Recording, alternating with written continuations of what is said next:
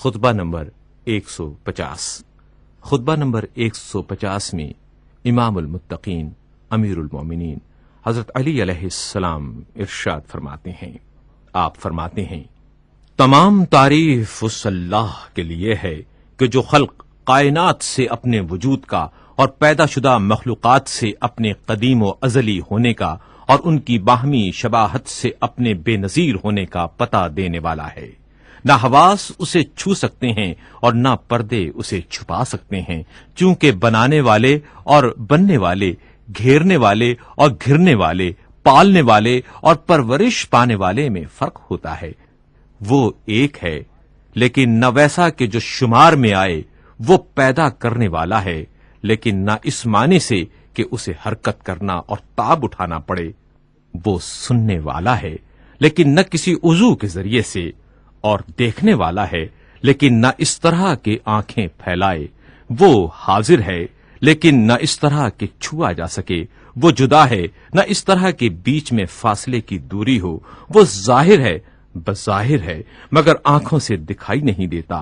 وہ ذات پوشیدہ ہے، نہ لطافت جسمانی کی بنا پر۔ وہ سب چیزوں سے اس لیے علیحدہ ہے کہ وہ ان پر چھایا ہوا ہے اور ان پر اقتدار رکھتا ہے، اور تمام چیزیں اس لیے اس سے جدا ہیں کہ وہ اس کے سامنے جھکی ہوئی اور اس کی طرف پلٹنے والی ہیں۔ جس نے اس ذات کے علاوہ اس کے لیے صفات تجویز کیے، اس نے اس کی حد بندی کر دی، اور جس نے اسے محدود خیال کیا، وہ اسے شمار میں آنے والی چیزوں کی قطار میں لے آیا، اور جس نے اسے شمار کے قابل سمجھ لیا، اس نے اس کی قدامت ہی سے انکار کر دیا، اور جس نے یہ کہا کہ وہ کیسا ہے، وہ اس کے لیے الگ سے صفتیں ڈھونڈنے لگا، اور جس نے یہ کہا کہ وہ کہاں ہے، اس نے اسے کسی جگہ میں محدود سمجھ لیا۔ وہ اس وقت بھی عالم تھا جب معلوم کا وجود نہ تھا۔ وہ اس وقت بھی رب تھا جبکہ پرورش پانے والے نہ تھے۔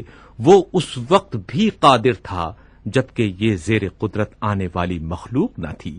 اسی خطبے کا ایک جزو یہ بھی ہے، امیر المومنین حضرت علی علیہ السلام ارشاد فرماتے ہیں، ابھرنے والا ابھر آیا، چمکنے والا چمک اٹھا، اور ظاہر ہونے والا ظاہر ہوا۔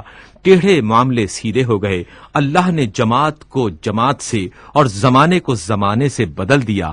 ہم اس انقلاب کے اس طرح منتظر تھے جس طرح قحط زدہ بارش۔ بلا شبہ ائمہ اللہ کے ٹھہرائے ہوئے حاکم ہیں اور اس کو بندوں سے پہچنوانے والے ہیں۔ جنت میں وہی جائے گا جسے ان کی معرفت ہو اور وہ بھی اسے پہچانے، اور دوزخ میں وہی ڈالا جائے گا جو نہ انہیں پہچانے اور نہ وہ اسے پہچانے۔ اللہ نے تمہیں اسلام کے لیے مخصوص کر لیا ہے اور اس کے لیے تمہیں چھانٹ لیا ہے، اور یہ اس طرح کہ اسلام سلامتی کا نام اور عزت انسانی کا سرمایہ ہے۔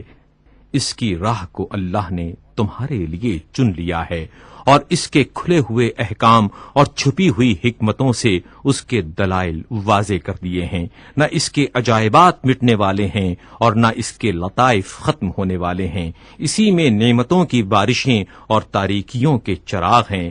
اسی کی کنجیوں سے نیکیوں کے دروازے کھولے جاتے ہیں، اور اسی کے چراغوں سے تیرگیوں کا دامن چاک کیا جاتا ہے۔ خدا نے اس کے ممنوع مقامات سے روکا ہے اور اس کی چراگاہوں میں چرنے کی اجازت دی ہے۔ شفا چاہنے والے کے لیے اس میں شفا، اور بے نیازی چاہنے والوں کے لیے اس میں بے نیازی ہے۔